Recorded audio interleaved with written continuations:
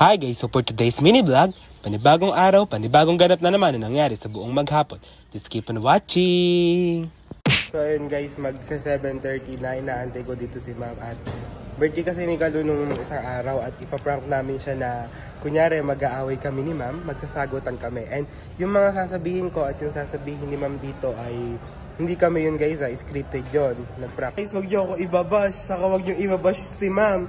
Ano lang to, for the vlog, for the birthday kay Kalu, for the prank, ganon. Kaya wag niyang ibabash siya, ano lang to, scripted. Baka sabihin niya wala akong respect. Pinag-practicean talaga namin to ni ma'am ng todo para matakot si Kalu na ibabagsak kami lahat. Ganon, kasi ganun ginawa ko. Kaya ayun guys, support tayo guys. Antayin natin yung prank kay Kalu. Dumating nga dito si Kalu at wala nga siyang kamalay-malay na ipaprank namin siya mamaya at malulungkot siya ng sobra. At alam nga ng buong klase namin na nagkatampuhan nga kami ni ma'am at hindi nga nila alam na okay na pala kami. Nagkatampuhan lang naman kami guys sa maliit na bagay kaya hindi nga alam ng mga kaklase ko guys na okay na kami.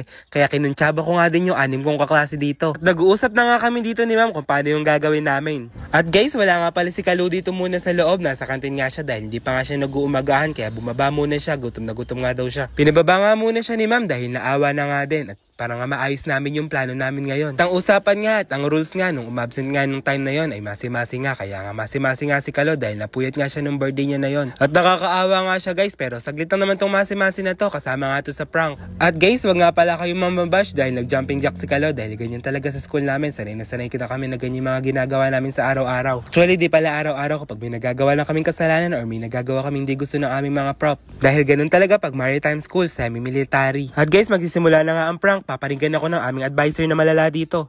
Kayo nga lagi ko nakakasama, hindi pa ako dito.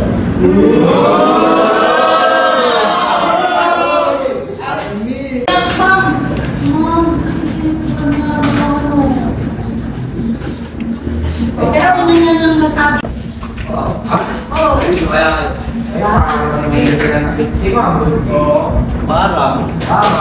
Pero kasi hindi bilong. Ala! Ayan ka naman!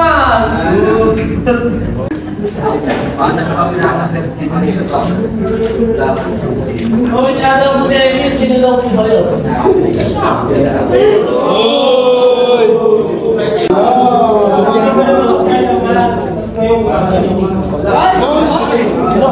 Sensya na guys dahil hindi gano'n narinig yung mga sinabi ko dito pero nagkaroon na nga na eksena. At minomonstrahan na nga ako ni Kalu dito na wag ko na daw sagot-sagutin si ma'am kaya nga eto nga yung nangyari. Pwede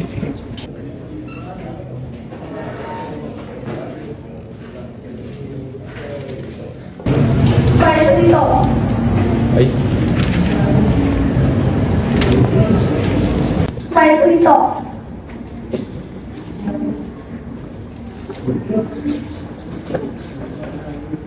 Pwede dito.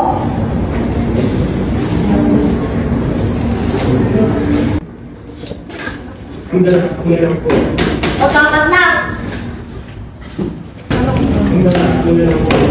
O tamat na.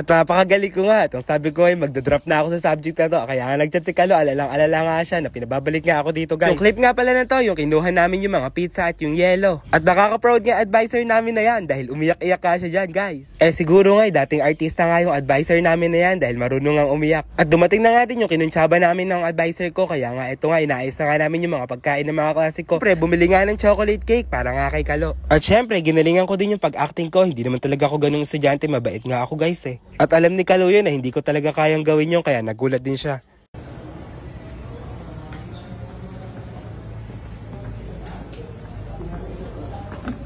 Happy birthday! Happy birthday! Happy birthday! Happy birthday! Happy birthday!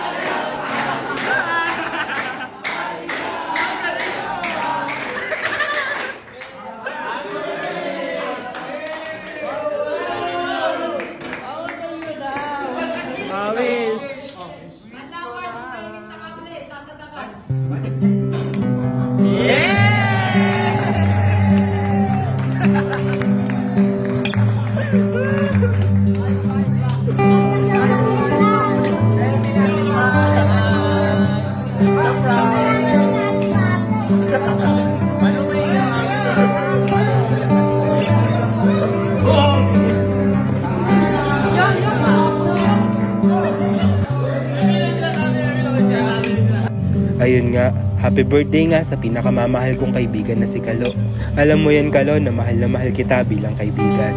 Madami na tayong pinagdaanan na pagsubok at mga problema, pero nalalampasan natin to magkasama.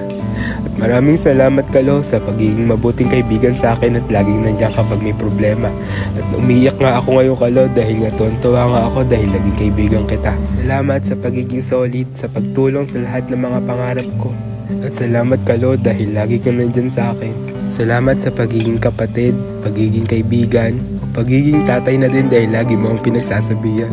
Salamat dahil hindi ka nagbago since day 1 na pagkakakilala ko sa iyo. Sobrang solid at sobrang bait na kaibigan. Kaya deserve mo lahat ng mga achievement na natatanggap mo ngayon. Kaya nga lagi ang sinasabi, pagbutihan natin yung pag-aaral natin para matupad yung mga plot 1 at makagraduate tayo ng sabay.